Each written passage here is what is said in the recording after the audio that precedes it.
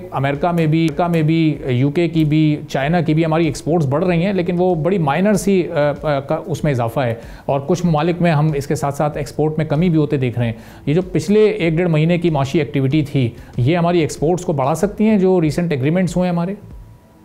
बिस्मिल्लाहिर्रहमानिर्रहीम। तो अरबाब भाई, गुफ्तगू इस तरह से है कि ऑब्वियसली एक मैक्रो स्टेबिलिटी के बाद हमने लार्ज स्केल मैन्युफैक्चरिंग को भी पिछले 2 माह का जब डेटा हम देखते हैं तो उसमें हमें दिखाई देता है कि अर्ली साइंस हैं कि थोड़ा सा लार्ज स्केल मैन्युफैक्चरिंग, जुलाई का डेटा तो बेहतर ही आया था काफ़ी, कि उसमें भी एक पिकअप है।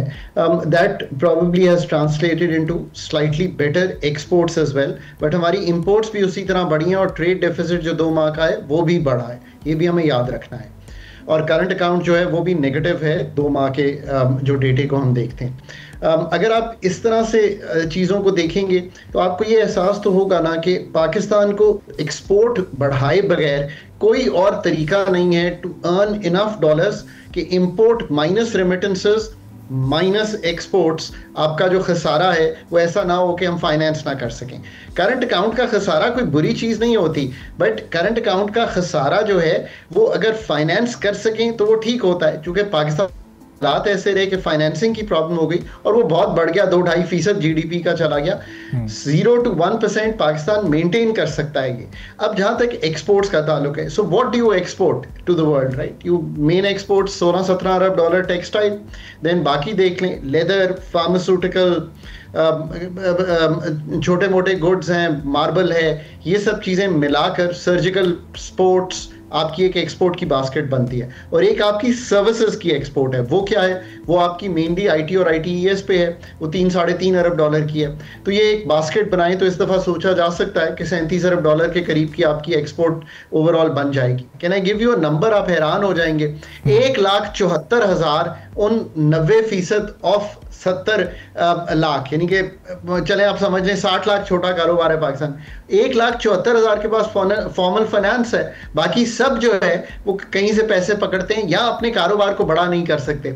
सो अगर इनको ग्लोबल वैल्यू चेन का पार्ट बनाना है तो इनको आपको फाइनेंशियल इंक्लूजन स्ट्रैटेजी में लाना पड़ेगा। कई साल पुरानी बात है, मुझे याद है हम NFIS की कहानी लिख रहे थे, स्टेट बैंक ने वो बनाई, हम सुन रहे थे फाइनेंस में जब मैं था, ये तब की बात है।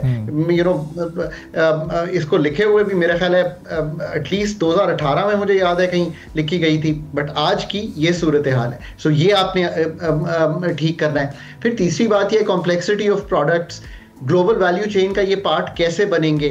मतलब वियतनाम को, जो सैमसंग को, एक कंपनी को $72 लाख की मतलब $72 अरब की एक्सपोर्ट करता है ऑफ डिफरेंट पार्ट्स। सो हमने उसका पार्ट कैसे बनना है?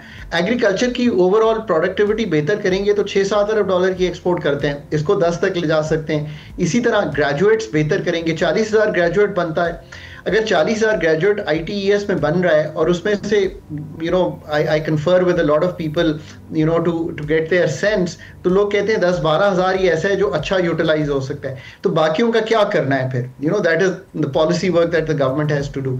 इन्वेस्टमेंट का ओवरऑल फ्रेमवर्क पाकिस्तान में, चाहे वो एनर्जी एफिशिएंसी क्रिएट करना हो, privatization is a way to get जिसे कहेंगे इन्वेस्टमेंट इन द कंट्री।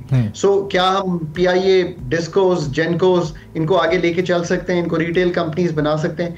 फिर कनेक्टिविटी, मतलब how does connectivity improve to carry the things forward. Subscribe करें और बेल दबाएं ताकि कोई खबर रह न जाए।